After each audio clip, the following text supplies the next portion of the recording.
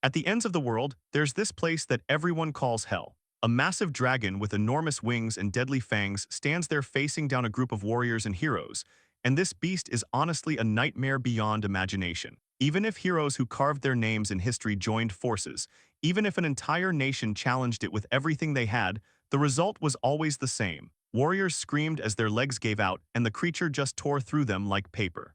It led all existence straight down to the underworld. The name of this dungeon is Infernal Hell, the deepest lair of evil, transcending human understanding in this world. A true inferno beyond limits.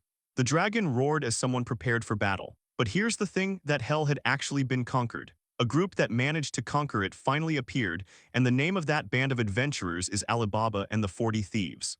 Two adventurers stood ready, one with goggles and spiky hair, the other with long silver-white hair. They asked if anyone was ready for a tour of hell. 5 years were spent conquering the endless hell, and that glorious tale of heroism took shape and raced around the world, becoming legend. On the edge of the continent sits a group of remote islands called the Kyokudo Archipelago, hundreds of them, both large and small, scattered across the water. But even farther out from those islands lies a place called Mafe Island, and on that island, tucked away on the outskirts of the Dazar Kingdom, there's this circular walled town called Middlehammer, completely isolated from everything else. So there's this guy walking alone across a rooftop path, and below him are all these dilapidated buildings stretching out in every direction. The dude looks completely exhausted, like he's about to collapse, and he's muttering to himself about needing a break. Turns out it took him years to get back. He just returned from some long journey. Eventually, he arrives at this old abandoned house with boarded-up windows and weeds growing everywhere, totally overgrown. Standing there at the entrance, he realizes something that hits him pretty hard. His family had moved away while he was gone. The guy just stares at the empty house from the outside for a moment, then steels himself and decides to head inside. Moving through the vacant home, he looks around at the barren room and finally says that's enough already, like he's done dwelling on it. The empty interior stretches out before him with these tall windows and bare walls, nothing else. The man's name is Johnman, and as he looks around, there's this sense of relief washing over him. He realizes he can finally live here now. Johnman looked at his hand and thought about grand adventures, to think he'd come back from one only to have to clean his house right away. The memory took him back to training with a companion in an open field, where his training partner said, "Hey buddy, that merchant from overseas said something interesting." Johnman asked what he was talking about, and the guy explained that apparently the Kyokudo Islands are this tiny when compared to the whole world. Pretty amazing. Johnman's face showed determination as he remembered his younger self making a promise. Someday he would venture into the wide world and return to the hometown he departed from on his own 2 feet. Hold up. Smash like and subscribe for more hidden manga gems. Now, I dare you to comment, "I'm loving it." I bet most of you won't do it. Alright, let's continue. Standing by the window in his empty house, Johnman reflected that it was a long journey. This was the end of it. He muttered to himself that he sure got carried away though, then let out a tired sigh. Still, it was good that he could buy the house back, but it came with previous occupants. A black cat sat on the furniture staring at him, and on top of that there was even a hole in his clothes. There was also a kid cat to deal with. The cats ate from their bowls while the large black cat growled protectively. Johnman sat nearby and told the kid to quit growling. He wasn't taking its food. He reflected that his parents had apparently moved away a long time ago, and his brother was probably taking care of them anyway. He watched the white cat by the window and thought that guy was really talented. Johnman wondered what they would do from here. The thought of spending the rest of his life taking care of cats crossed his mind. He wasn't hurting for money, but still. Then something occurred to him as an aerial view of the town stretched out before him. He decided they should go there. Johnman entered the guild and looked around at the familiar interior. People stood at the counter conducting business. He observed the space and noted it was still the same. The guild hadn't changed a bit. But then he questioned why he even came to the guild in the first place. The answer was simple, really. The work here was boring but easy. Unless someone was among the top ranks, the job was basically just gathering herbs.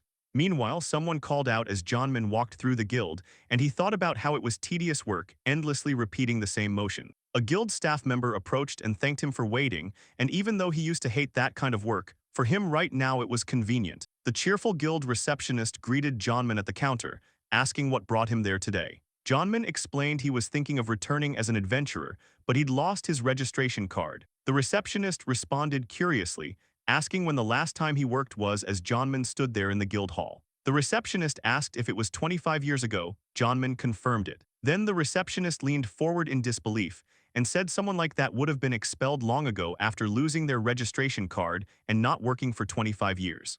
The receptionist kept going with her lecture, pointing out it was literally the rule to update registration cards regularly. Taking 25 years off work and then just conveniently showing back up was completely absurd. She asked if that was really something a grown adult should be doing. Then she explained that in case of re-registration, he'd have to start all over again from rank F, get banned from entering dungeons, and wouldn't be able to get promoted for 6 whole months. She asked what he was gonna do about it. Johnman reluctantly said he'd re-register. Outside the guild, someone could be heard asking him to speak up. The receptionist told Johnman she wasn't feeling any motivation from him whatsoever, more like total apathy. It was like he'd already lived his whole life and just didn't care anymore. The receptionist then asked what it was and why he was staring at her. Johnman stammered awkwardly in response, clearly caught off guard. Johnman mentioned the person working at the reception there, saying he just thought she was an excellent receptionist. The scene showed the dramatic moment as papers flew around everywhere. Suddenly, a muscular bearded man with spiky hair appeared, grinning confidently. He declared that after all, he was the guild's top earner. Other guild members looked on in the background, clearly impressed. In the crowded guild hall, someone called out asking if Juice was heading to the deep levels again. Johnman muttered that he wanted to go to the deep levels too. Meanwhile, the receptionist mentioned that a good comparison had just arrived, someone about Johnman's age. She introduced the top adventurer in this town. The muscular bearded man stood there with his massive sword. This was SSSS rank Juice. The bearded man grinned and said it had been a long time. Johnman just stood there confused, asking who the hell he was. The bearded man went on about how becoming famous could be a real pain without even realizing it, something about buddies and relatives. Johnman stared at the situation unfolding before him, then the realization hit him. They were multiplying. Meanwhile, Juice told Johnman he was still alive. People started crowding around, asking when Johnman got back, and someone enthusiastically answered yesterday. Juice observed that Johnman had climbed up quite a bit, noting the gear was top class in this country, and commented on Johnman's rank as well. The SSSS rank insignia was clearly visible on Juice's outfit. Johnman recalled that the highest rank in this town was A, so he asked what an SSSS rank even was. Juice reminded him there was a dungeon near the town and declared he had cleared that place solo. Then Juice showed off loot from one of the commercial dungeons. He explained that in the Middlehammer, there were commercial dungeons where the monsters were strong and no one had ever conquered it. As adventurers went deeper toward the lowest floor, the path narrowed so only a few people could go. Juice stood at the dungeon entrance with someone else and declared that someday he was going to conquer the Middlehammer dungeon. Johnman realized this person had found a dream of his own. Juice called Johnman out, asking if he pissed himself just talking to the old hag at the counter. Someone yelled that he was an idiot. Johnman told them not to even joke about that. Then the two of them walked through a forest together. Juice mentioned the place was crawling with monsters that ate armed men alive, and the whole guild had given up on the quest. Johnman said there was no way anyone could beat that, but Juice called it just an excuse and asked if Johnman was giving up just because everyone else couldn't do it. Johnman responded that was exactly why they had to do it. Juice declared he was Johnman's buddy, saying he wanted to believe in his potential no matter what happens. The memory showed Juice telling him to keep believing in his potential. Johnman thought to himself that this guy had always been like this. Johnman told Juice he really made his dream come true.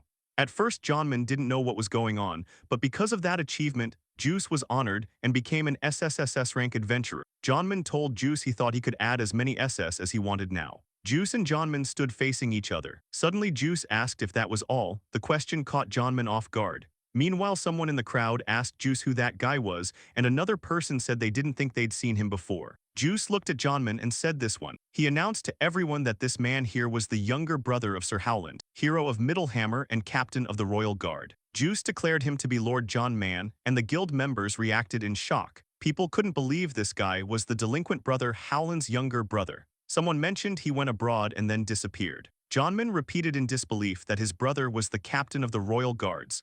Someone nearby asked if he really didn't know. Then the bearded man explained that a few years after Johnman left, his brother became a knight of the royal capital. The flashback showed Howland in combat, fighting with his sword. He kept rising through the ranks until he became captain of the Royal Guards and even moved to the capital with their parents.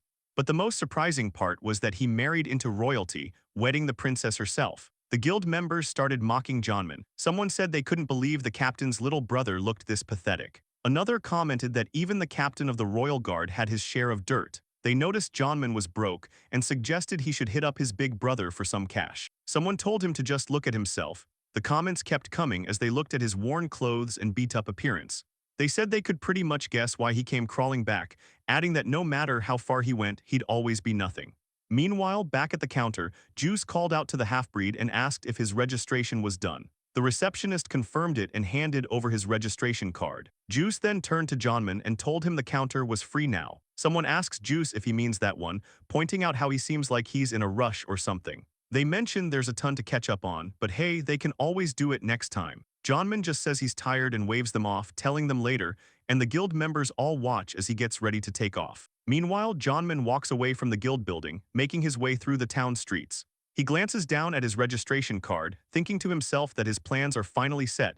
Now he can just kill some time. Starting tomorrow, he'll work casually at the guild, nothing too intense. So Johnman keeps walking through the streets after leaving the guild, eventually making his way down an alley where he sits down against a wall, taking a moment to rest in the quiet space between buildings. But suddenly, Juice appears out of nowhere with his massive scythe in hand. Johnman calls out to him, and Juice warns him that he's been followed from the guild this whole time. Johnman turns his attention to the follower and tells them that even if they're just a kid, trespassing without permission is no good. Then a young blonde girl with her hair tied up in twin buns gets revealed. She laughs and asks if she'd been found out just from her voice alone. Juice realized it was a girl and immediately started sweating, his mind racing about how absolutely terrible the situation looked, like some kind of child abuse case, like he was abducting a little girl or something. Then the girl explained that she wanted to apologize for what happened at the guild earlier. Johnman told her his father and sister had been rude and he was sorry about that. But Johnman was confused about who she meant by father and sister.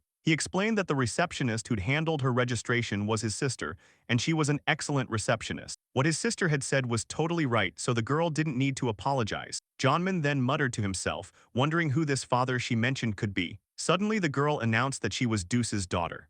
Johnman realized she meant the same Deuce who'd made fun of him at the guild, which meant the receptionist's sister was also Deuce's daughter. Juice looked absolutely shocked as the connection became clear. Meanwhile, Deuce's daughter stood behind Johnman and told him the world was unfair. She thought about how if he were her brother, she could understand him as family. Then the girl asked Johnman if he'd been traveling abroad. Johnman confirmed he had been, though he sounded pretty hesitant about where this was going. The girl got excited and said she'd love to hear his story. Johnman responded cautiously though. She explained that her dream was to leave this town someday and become an adventurer abroad. The problem was that since they lived in a rural town, no news from overseas ever reached them. Then the girl suggested they go to his home to talk. She insisted she seriously wanted to explore foreign lands and wasn't joking. But when Johnman tried to leave, she grabbed onto his clothes. He told her to let go before she stretched them and insisted she talk first. Johnman thought about how much of a hassle this would be.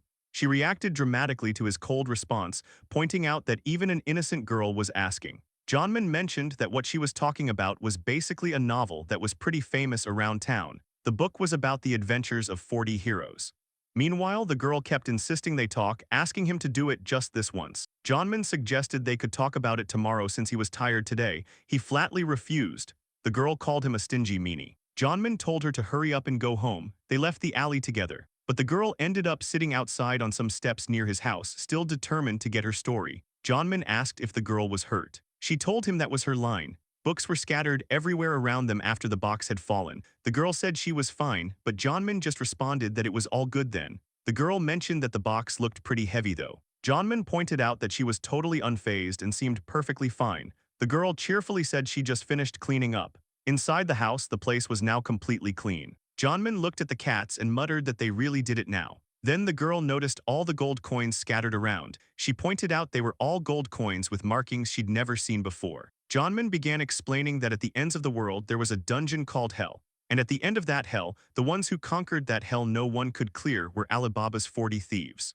Johnman held up his scarf, which had the Alibaba emblem on it. The grand adventure that was the lingering glow of a hot season had ended, and the Alibaba 40-man squad had disbanded. He thought to himself that cleaning up was such a pain. Meanwhile, a bird sat in a tree as dawn broke. An F-rank adventurer's morning starts early. Johnman and other adventurers were told not to risk their lives and not to underestimate simple herb gathering. At dawn, they were to gather in the forest near Middlehammer and begin gathering herbs all at once. Someone cursed in frustration. Many people despised this kind of work. A basket sat nearby, and if a foreign object got mixed in, there would be a fine since it was such a subtle job that required delicacy. Someone complained that more garbage got in again, while one person said they couldn't take it anymore and another seemed more cheerful. But this man was different. The middle-aged man began with dead eyes, continuing his work with single-minded focus, methodically gathering herbs without complaint. Then someone asked Johnman what herb gathering meant to him. He said he thought it was the best job for him because it was easy. The man said that and single-mindedly immersed himself in gathering herbs. Back in the present, Deuce's daughter was observing him work and said that the man continued his story. She asked what he was doing since he'd been at it for a while. The daughter was taking notes, saying she might need them in the future. She wanted to capture his voice properly. One of the other adventurers told Johnman to do his job properly since he was bothering everyone by goofing off, but Johnman just asked them to please not talk like his mother. Meanwhile, the daughter cheerfully noted that the guy had gotten attached to her after that whole incident, and Johnman realized this wasn't good at all. Then the scene shifted back to the guild building from yesterday, where a loud commotion had erupted because of what went down. The daughter held up the wooden plank with the Alibaba emblem on it, completely shocked. She recognized it as the scarf of Alibaba's 40 thieves. She said she'd never heard about that before, and in the background, Johnman was organizing his boxes, awkwardly asking if she could go home now. The daughter called out to Mr. Johnman, noting that the worn-out, tattered scarf was just like something specific. She asked if he could be the real thing, her eyes lighting up with excitement as she held up a book, asking if he was a hardcore fan of All Sight's Chronicle. Johnman looked completely confused. The daughter explained that this novel was quite popular among the public, but adult adventurers didn't seem to like it much.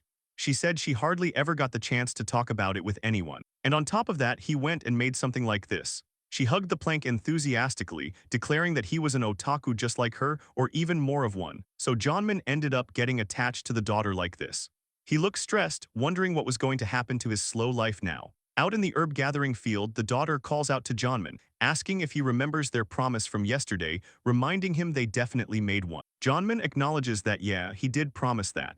The daughter gets all excited with sparkling eyes, reminding him that he said he'd talk about overseas. As they walk through the field, she tells him he promised yesterday, so he should keep his word like an adult. Johnman resigns himself to it and says after leaving the Kyokudo Islands, maybe he'll talk about the first continent he arrived at. But then the daughter starts holding up her book all enthusiastically, explaining that she's the type who wants to see a new continent with her own eyes, so he should please stop hyping it up. Johnman looks annoyed and asks what's with her. She holds up the book, asking if the outside world is really like in this novel. Johnman asks if she always carries that thing around, but more importantly, what he actually wants to ask is something else. The book was titled The Complete Book of Marvels by the former adventure professor Marco Polo. Johnman muttered the name Marco Polo under his breath, thinking back and realizing that before Marco disbanded the 40-man squad 3 times, he had said he was going to write a biography. The daughter mentioned that people thought it was all made up. Johnman admitted he knew it was fiction. Later, out in the field, the daughter asked him, as a fan of the novel, how the adventure overseas was.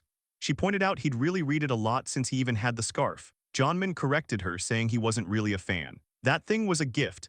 The daughter asked if the person who gave it to him was a friend. Johnman confirmed it was true and that they went on an adventure together too. Then the memory flashed, showing Johnman and his companion parting ways after a fight. Johnman explained that the last adventure was just too rough. The daughter looked up at him and asked if he was going to leave this town someday too. Johnman started to say something, but the daughter responded enthusiastically that of course she was explaining that was exactly why she worked as an adventurer, to save up money. The scene showed how an adventurer's income was fundamentally unstable. Simple jobs like gathering herbs didn't pay well, and high-paying jobs usually came with serious injuries. Despite this, the daughter looked cheerful as she told Johnman that her father was against it. The daughter spoke about her dream. This was her life, everything, the pain and the hardships all together. Someday in this wide world, she'd go on an adventure on her own 2 feet. Out in the field, the daughter asked Johnman how he felt when he came back. She wanted to know if he thought it was good that he went on the journey after all. Johnman started to respond, but then a warning bell rang out from Middlehammer.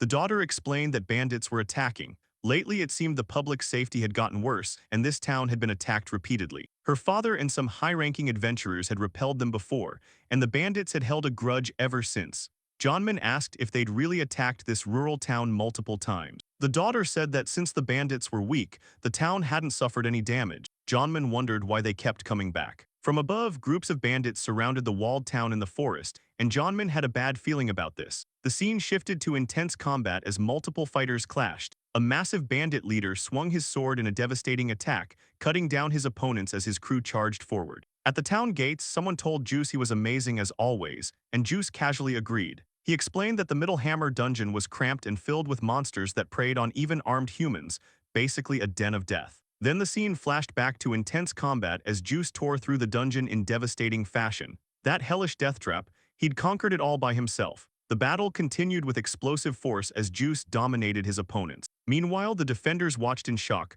One of them realized that Guy was stronger than all of them combined. Juice launched another massive attack that sent enemies flying, then called out to the thieves, asking if they saw that. The bandits acknowledged it nervously. Juice declared this was the power of SSSS rank adventurer Juice. On the defensive side, one fighter with a ponytail admitted there was no way they could win this. Another told him he had to be kidding. But the scene showed more than half their forces were already down, and the massive bandit leader stood menacingly over the battlefield. The defenders cried out for their fallen comrades. Then the bandit leader told them that was enough. Suddenly, a massive muscular figure emerged with glowing eyes and wild hair, declaring he'd handle this. The star performer had made his entrance. Lord Zazuo, the true bandit boss. Someone identifies him as Lord Zazuo. A character with a headband looks up in shock, asking what the hell this giant thing is. Zazuo looks down at the cowering bandits and mocks them for being so useless. Jonman stands ready as someone notes he hadn't been in the last attack. The narration explains that even cutting down his own comrades, the true bandit main act has finally appeared. In a small countryside town like this, Lord Zazuo curses at being called out here over something like this, spitting out insults and calling them damn bastards. Jonman holds his sword and mocks them for letting one old man play them for fools. The massive bandit boss declares he'll slaughter every last one of them. The defenders look terrified as Lord Zazuo's menacing face looms over the battlefield. Meanwhile, some bandits grin confidently while their forces gather behind them. The older bearded defender tells everyone to stay sharp. The defenders announce they'll make sure to take him down here. One panicked fighter asks if this guy is the boss. The atmosphere of the place changes in an instant. Another defender notes it isn't just the low-ranking thieves anymore. Even the top-rank adventurers are feeling the pressure. Juice thinks back to how he'd crossed death's line more times than he could count, admitting he hasn't felt this way since the first time he ventured into the deeper levels. Lord Zazuo's massive form stood before them with overwhelming presence, and Juice felt a murderous aura that made his hair stand on end. He acknowledged this guy was probably stronger than him, but told Jonman to listen. Jonman declared he was the kind who takes on opponents above his level, and Lord Zazuo charged forward as Jonman prepared to counter. The two clashed in explosive combat. Jonman survived the initial exchange and struck back with devastating force. He killed Lord Zazuo in one blow, and one of the defenders acknowledged what just happened. But then Lord Zazuo's massive form reeled from Jonman's devastating strike. The impact sent shockwaves through the battlefield as the giant staggered,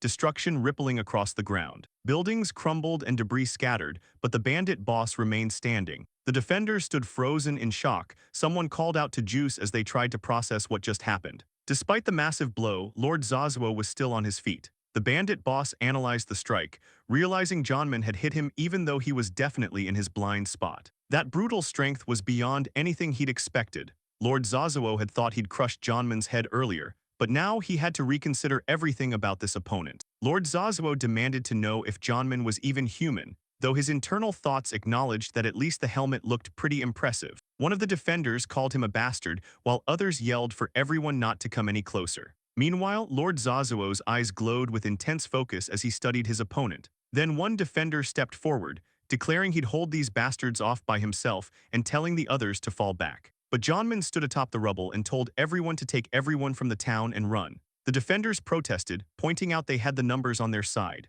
Lord Zazuo cut through their logic though, stating that frustrating as it was, headcount didn't mean a damn thing. He reminded them they'd just seen the proof of that with their own eyes. Lord Zazuo declared this wasn't that kind of situation. The defenders rushed to evacuate, yelling to open the gate and hurry. The urgency in their movements showed they'd accepted the reality of facing an opponent beyond their combined strength. But Lord Zazuo called out to the bastards trying to escape. Someone told them to hurry up with the gate. Then the bandit boss addressed the defenders, telling them he'd give them a chance. He acknowledged they'd dragged him out to this backwater town, which normally would mean death for all of them, but he proposed a different arrangement. Lord Zazuo declared it would be a game of tag, and he moved with blinding speed through the town streets, beginning his hunt. Lord Zazuo began issuing orders to his bandits. He told them to kill the adventurers who ran away and commanded them to kidnap the women and children. The bandit boss barked at his thugs not to screw around. Once they gathered all the valuables, they were to set the town on fire, and he declared that punishment would depend on that. Lord Zazuo stood his ground and declared he still wouldn't let anyone pass. Meanwhile, a defender yelled back that he wouldn't let Lord Zazuo through no matter what, but someone pointed out that the defender looked pretty wobbly. The defender insisted that even if Lord Zazuo cracked his head open, he wouldn't give up. Then Lord Zazuo told them if they wanted to die that badly, he'd kill them. The combat intensified with Lord Zazuo, Jonman, and the defenders clashing in the streets, and the defender's vision started failing. He realized he was one of the weaker ones in this world and cursed himself for it. But Lord Zazuo acknowledged that if someone went to the royal capital, there were plenty of people stronger than him. His expression showed he understood the hierarchy of power in this world. Meanwhile, Juice thought about the boss Lord Zazuo, comparing him to his brother Jonman, and that's why he stayed with Middlehammer. The defenders rallied, telling each other to go, and Juice clenched his fist thinking about how everyone needs him here. Juice fought on, thinking about his wife and daughter waiting at home. This was where he could be a man to be proud of. His insignificant self had found an important place, and he declared he wouldn't let Lord Zazuo go, making his final stand to protect everything that mattered to him. Someone shouted that Juice was still alive despite the beating, but Lord Zazuo decided that was enough already and launched another devastating attack, throwing Juice through the air with massive force. Then Lord Zazuo roared and delivered a crushing blow to Juice, his fist connecting with brutal impact as he yelled for Juice to drop dead. The sheer power of the strike was absolutely overwhelming. The force of Lord Zazuo's attack sent Juice flying backward through the air with explosive momentum, launching him so far that he flew clear over the town walls and away from the battlefield. Meanwhile, Lord Zazuo just stood there confused, asking what the hell just happened. In the distance, observers noticed an explosion and wondered why there was destruction all the way over there. Suddenly someone recognized what was happening. They knew it, their intuition was always right, but only when it came to troublesome things like this. Jonman arrived at the battlefield with explosive force, his scarf flowing behind him as the defenders watched in shock. This was the crossroads of the man who left his hometown and the man who didn't. Down on the ground, Juice, beaten and bloodied, looked up at Jonman and told him he was late, buddy. Meanwhile, a defender with spiky hair tried to make sense of what just happened, asking what was going on and how Jonman just showed up out of nowhere. Lord Zazuo stared intensely at the newcomer, while someone else questioned what the explosion was about, looking at the debris field where Juice had landed. Lord Zazuo demanded to know why Jonman was there. Down below, Deuce's daughter rushed to her father's side and frantically asked if he was okay. Juice, barely conscious and covered in blood, weakly responded to her. Then Jonman looked back at his friend and admitted he told himself to stay away, but he just couldn't stop worrying about Juice, apologizing for following him. Without warning, he moved with explosive speed, his kick connecting with devastating force. He turned to face Juice directly and yelled at him to not screw with him, calling him a bastard. Deuce's daughter held onto Juice, begging him to stop because of his wound. Meanwhile, townspeople in the background questioned how Jonman could stay so calm while bringing a child to the battlefield. Jonman told them they wouldn't understand. He'd lived his life doing whatever he pleased, and now he had so many things he wanted to protect. Then Juice, battered and bleeding, declared he'd protect them even if it cost him his life. A dramatic energy filled the air as someone commanded the defenders to hurry up and kill the enemy. A townsperson yelled at the worthless bastards, asking what the hell they were spacing out for. Another defender asked if they'd already forgotten what they were told. The townspeople and defenders charged forward, someone cursed, and Deuce's daughter shouted in agreement. Juice told everyone to run to the eastern forest while he bought them time. His daughter protested, asking what about him, pleading for him to come with them. Juice's fist clenched as he declared that even if he died, he'd protect them all. That was the duty of the greatest adventurer in this town. But then Deuce's daughter stepped forward with her sword drawn and declared she'd fight too. Someone yelled that this wasn't guild training. Juice told her she'd really get herself killed and needed to run away now. She shouted back that she'd never run away. Lord Zazuo and the girl stared each other down as she continued that she'd always wanted to be an adventurer. She explained she wanted to become a brave adventurer ever since she was little, like the ones from picture books. But there was something specific that made her aim for that. Then the memory came back to her, Juice holding her as a young child, surrounded by cheering adventurers celebrating together. She declared she was fighting because she was the daughter of SSSS rank adventurer Juice. Lord Zazuo looked stunned, but then he struck and someone screamed out. Suddenly Jonman appeared and blocked the attack, protecting Deuce's daughter from Lord Zazuo's strike. The townspeople and Lord Zazuo all reacted in shock as tears streamed down the girl's face. Jonman stood there with his arm covering his face. Meanwhile, someone nearby commented that the parent and child were having an honest talk, and another voice called them killjoys. A close-up showed Deuce's daughter's determined eye as she told them not to butt in, her boots planted firmly on the ground. A massive explosion erupts with Jonman at the center. Bandits and fighters get blown away in all directions, sent flying through the air along with debris and weapons. The sheer force of the attack scatters everyone around him. Meanwhile, Lord Zazuo tells someone to listen up. Suddenly, the scene shifts to a memory from the past, where Professor Marco Polo sits with Johnman, enthusiastically telling him stories. Marco says they claim there are unbelievable monsters in foreign lands.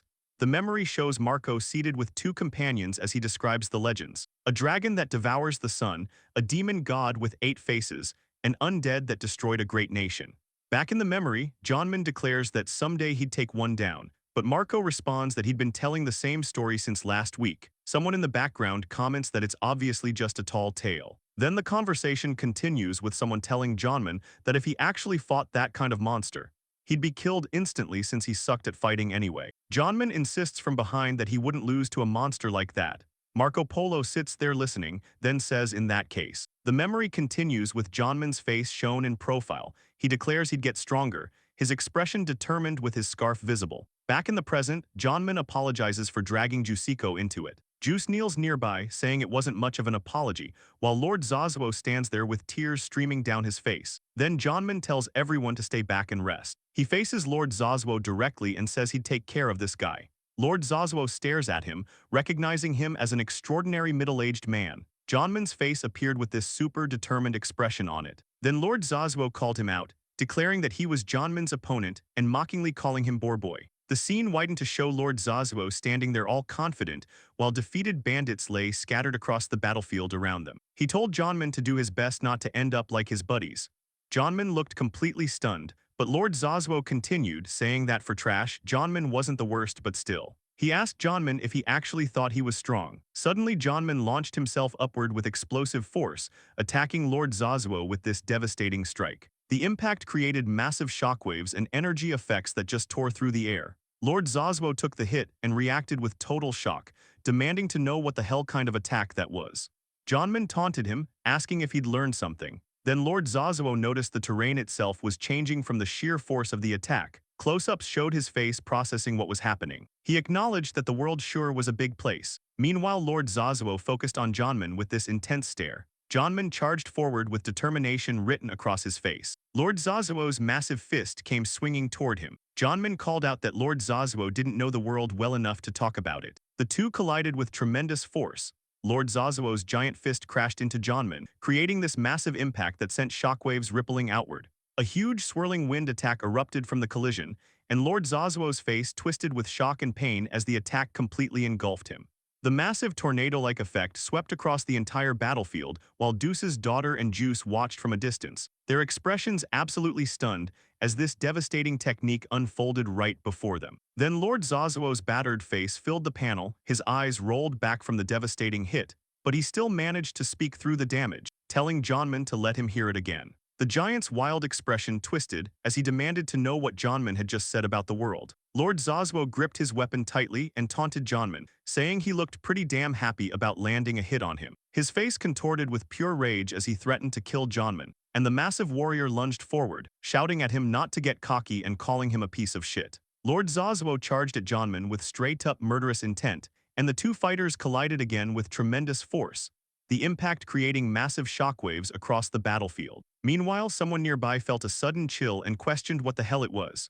But Johnman just spoke calmly, telling his opponent not to be hurt and not to be so afraid. As he spoke, an ominous aura manifested around him, skeletal imagery and death symbols swirling in the air like an overwhelming presence of mortality itself. Lord Zazuo's thoughts raced as he recognized the true threat standing before him. This man was dangerous, seriously dangerous. The realization hit him hard, his eyes widening with the understanding that he had to kill Johnman right here, right now, no question about it. Then Lord Zazuo began chanting Laguna over and over, and suddenly an enormous magical circle materialized behind him, filled with intricate geometric patterns and mystical symbols. Johnman stood there facing the massive array as Lord Zazuo prepared to unleash his technique. Johnman just stared in disbelief and asked what the hell that was. Meanwhile, someone nearby muttered there was no way. But Lord Zazuo activated his skill anyway. His body erupted with energy as massive, ornate armor manifested around him, transforming his already imposing form into something even more terrifying. The technique was called Ragnar Valhalla,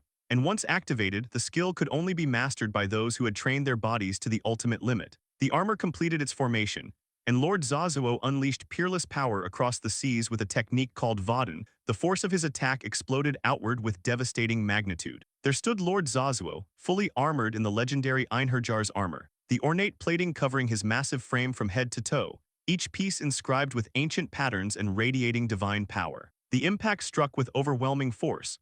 Jonman could only manage to say something serious as he witnessed the attack coming at him. The armor of the Einherjar drastically boosted physical abilities and granted resistance to all attributes and status effects, basically making the wearer a walking tank. The sheer destructive power shattered the ground beneath them, leaving massive cracks everywhere. The armor had been granted to warriors by the gods, and it was literally the strongest close combat skill in existence. The battlefield cracked and splintered under the overwhelming pressure of Lord Zazuo's transformed state. The guy was absolutely terrifying now. Even an amateur could tell this dude was already in a realm beyond humanity at this point. Meanwhile, Deuce's daughter watched in terror alongside Juice and the other defenders, completely helpless. The monster laughed as despair took over everyone watching. Lord Zazuo had ascended to something far more dangerous than a mere human warrior. Then Lord Zazuo declared he wouldn't be overconfident anymore and that he'd kill Jonman in this form, no holding back. He swore not even a single piece of flesh would remain when he was done. But as Deuce's daughter watched from the sidelines,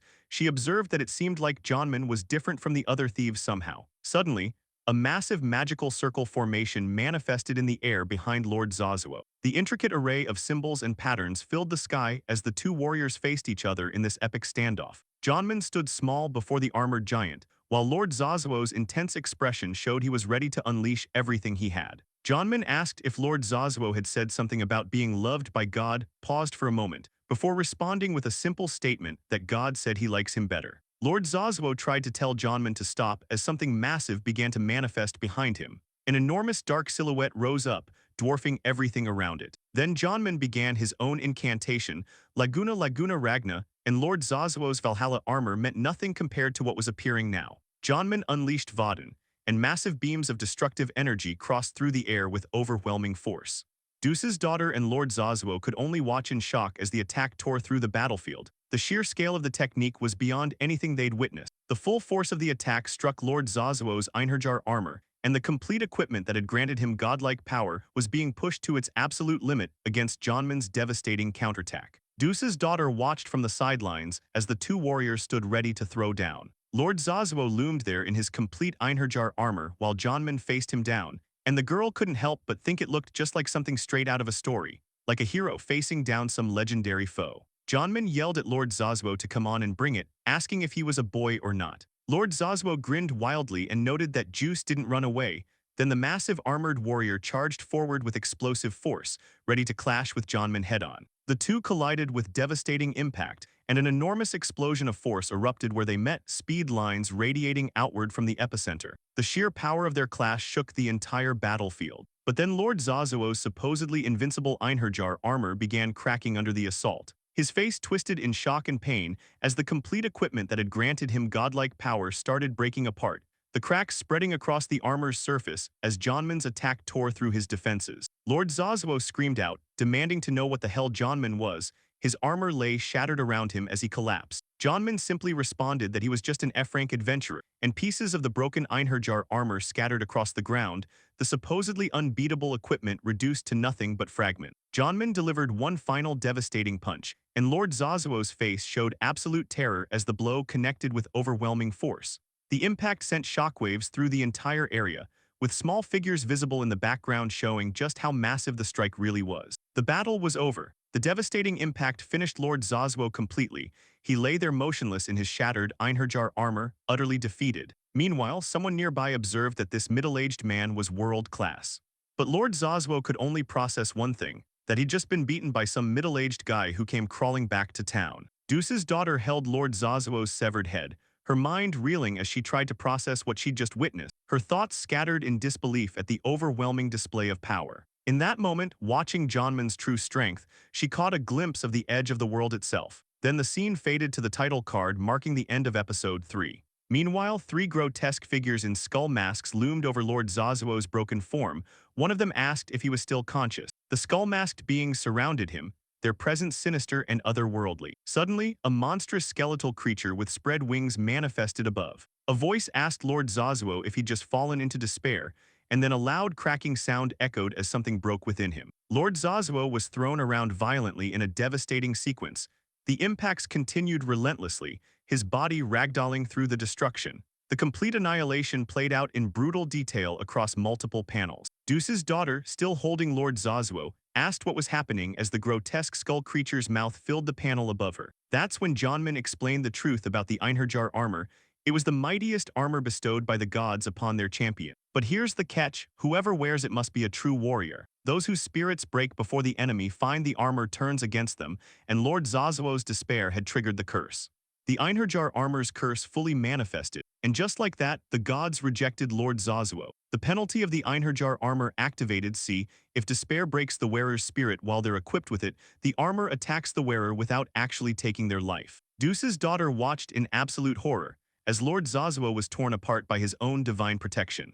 The curse would break Lord Zazuo until he could never rise again. His skeletal remains lay shattered across the cracked earth, completely destroyed. Deuce's daughter held what was left of him, reflecting on everything she'd just witnessed. The fate of one who gains power beyond their means was pretty clear. Meanwhile, Jonmin stood in the distance, stating the simple truth that power always comes with a price. Jonmin stood there with severe wounds covering his entire body. He had self-destructed from the strain. Down below, defenders started gathering around the battlefield. Someone noticed the bandit boss was down, while another observed that Jonmin had a nasty wound. But suddenly, the ground began splitting apart beneath them. Juice called out to his companions, demanding to know what that shock was just now.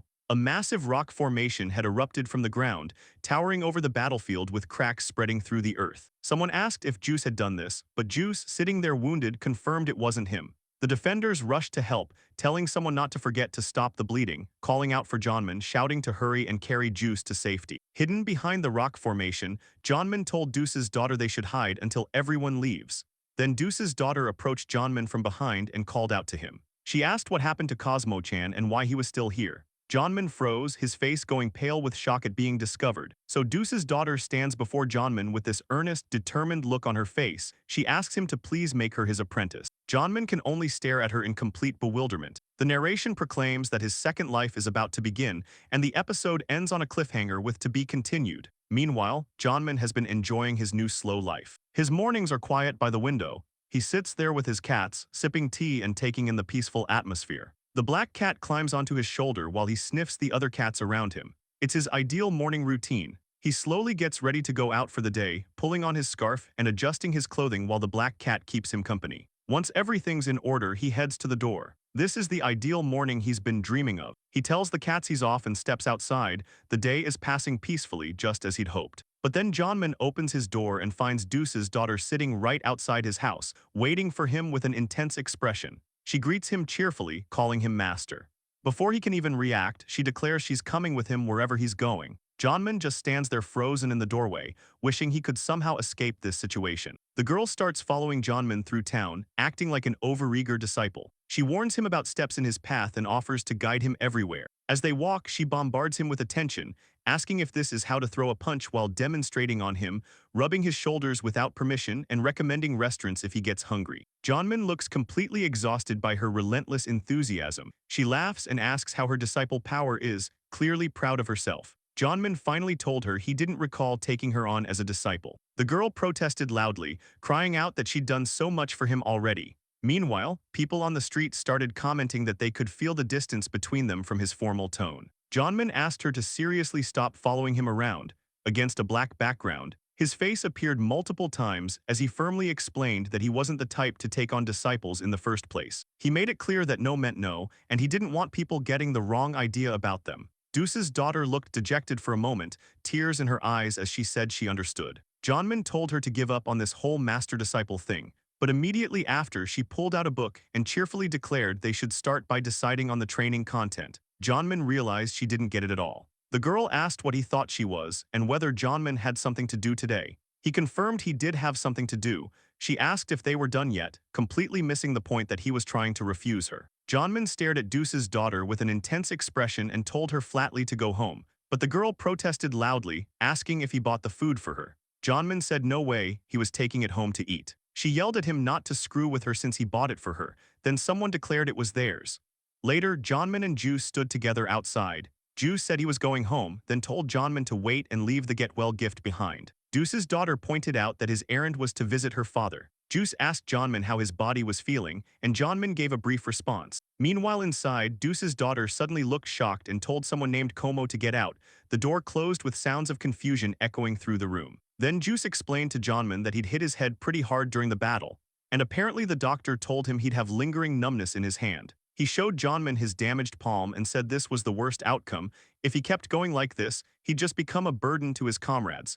And more importantly, he didn't want to show his family such a pathetic sight. He was getting old, so he was retiring as an adventurer. Juice said it was a good thing he was able to maintain his dignity as an SSSS rank adventurer in the end, even if it was just a small amount of dignity. But Johnman told him it wasn't small at all, unlike Johnman who lived as he pleased. Juice had found something more important than himself and protected it. Johnman said reputation was a medal of honor that only those who lived a righteous life could boast about. He paused, then said the truth was different. Juice sat by the window and admitted he also wanted to be an adventurer overseas back in the day. Johnman asked if Juice knew that when he was a kid, everyone laughed at his dream. Juice looked surprised, clearly hearing this for the first time. Johnman confirmed he'd never told Juice about it either, and Juice asked if Johnman had actually heard people mocking him. Then Juice told Johnman that yesterday Howland's brother apparently took a boat in the middle of the night and left the island. Someone told him to keep it quiet from his parents. The conversation continued with people gossiping about Johnman. They said he still hadn't given up on his dream of going abroad, and he was already 15. Someone asked how long he was going to stay a kid. Meanwhile, Juice and Johnman sat together. Johnman said when someone becomes an adult, that's when it happens. Juice agreed, saying it makes a person ashamed to talk about their dreams. Under the window light, someone said that's how dreams slowly get given up on and regretted. Juice stood with Johnman and admitted that's why he can't help but envy him. He called it a pathetic, stupid story, but a lifelong one. He told Johnman he didn't want him to feel this way. Then Juice explained he was against Como becoming an adventurer. It's a difficult job to make a living, and someone's child might suffer and die. But then Deuce's daughter asked what parent wouldn't want to support that dream. Juice admitted when a parent sees their child working so hard, it changes things. The scene showed Juice sitting with young Como while Deuce's daughter watched from the window. Deuce's daughter said a parent wants to give them a push. Suddenly, Juice broke down crying and said it's like a parent's love. He bowed down dramatically before Johnman. Deuce's daughter yells at Juice, asking what the hell he's doing. She tells him not to move or his wound's gonna open right back up. But Juice admits it's a selfish request, he knows, but still, as a parent, he wants to do what he can for them so they can fulfill their dreams and live a life without regrets. Then Juice begs Johnman to please take Como as his apprentice. He bows low on the ground and tells Johnman he's begging him. This is a wish he's staking his entire reputation on.